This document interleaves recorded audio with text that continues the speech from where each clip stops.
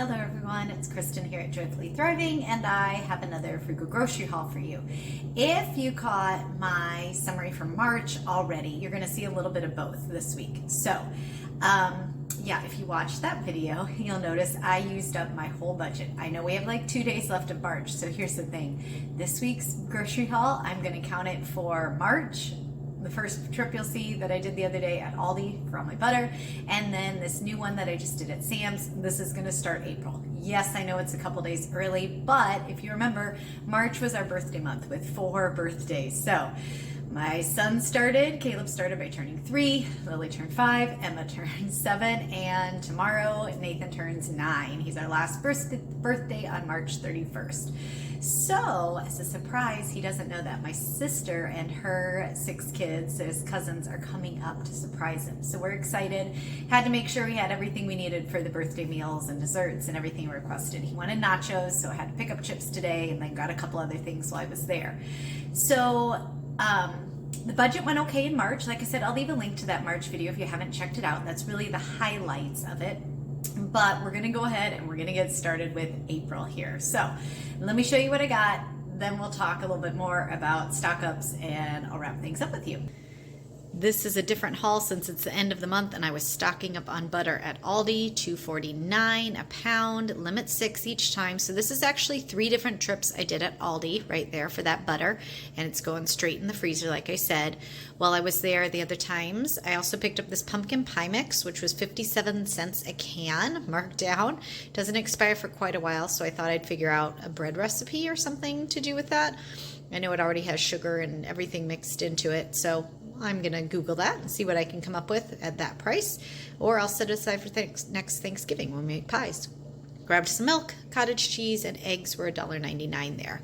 For those 3 trips to Aldi, separate times, again, it's right on my way to school, so I wasn't out any extra to do that. I spent $53.15.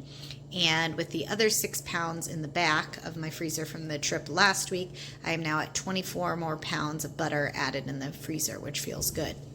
Then I also grabbed this week. I wear gas permeable contacts and needed some enzyme cleaner. It was the same price at Amazon as it was at Walmart, so just did free Prime shipping. Grabbed that, had a little bit of a gift card, so I spent $7.76 for that. And then I ran into Target looking for some bins that we use in our rooms, our playroom, and I thought I would get a couple more that I bought there last year. Couldn't find the bins, unfortunately, but I saw these. And there was a coupon on the Cartwheel app. I don't normally look, but I happened to look since I was there, and it was 30% off their market brand fries. These were the only 2 left, or I would have bought more, because they were normally $3.19 a bag, but with 30% off, it was $2.23 a bag, and that's a really great price. So I grabbed the last 2 bags of those and spent $4.46 at Target this week. These were all on the same day, just those quick little trips of stocking up. And this is my first shopping trip then for April. We're going to go ahead and count it. This was the shopping I did this week.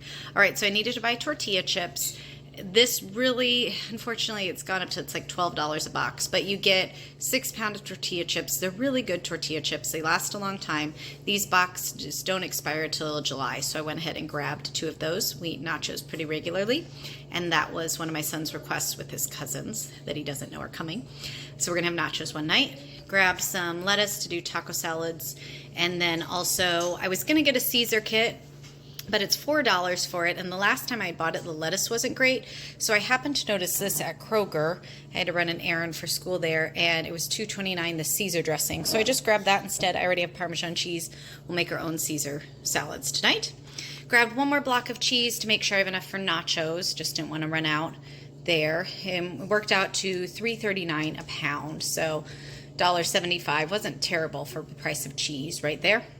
Chocolate chips have finally jumped up. I've been tracking prices at Sam's for over 3 years, and they have been $9.98 for forever. They have jumped up to $11.48 now. Still a decent deal, but I will definitely be watching for sales and just seeing if I can ever top that price again. You're getting 6 bags in here because it's 72 ounces, so it's a good deal on that. Grab some bananas and then French bread, $4 for that.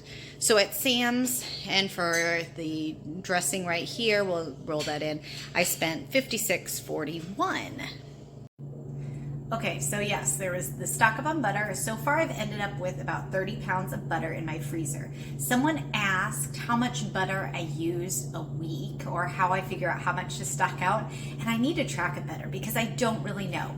What I do know is that I stocked up with about 48 pounds at Thanksgiving. So that was like really prior to Thanksgiving. They ended right about then. They didn't go into Christmas this year. And I'm down to about 24. So in 4 months, I used around 24 pounds of butter. I bake a lot. And so that included Christmas time with all my baking. I do a lot of baking for teachers at school and just different things and meals for other people. So I would guess I go through maybe about a pound a week.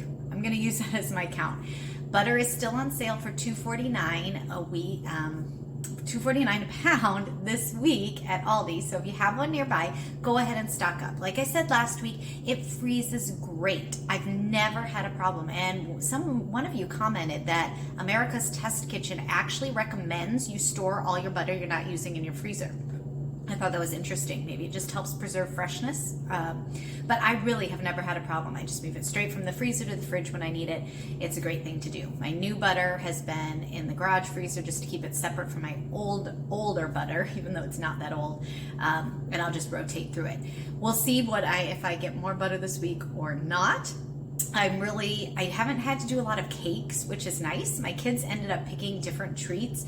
My 3-year-old had picked a cake decorated like a car, and then we got to his birthday and he's like, yeah, I don't want to eat cake.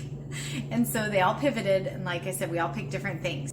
So Lily had picked ice cream sundaes, which was super easy. My daughter Emma picked to do mint chocolate chip pie. I can leave recipes for these in the description.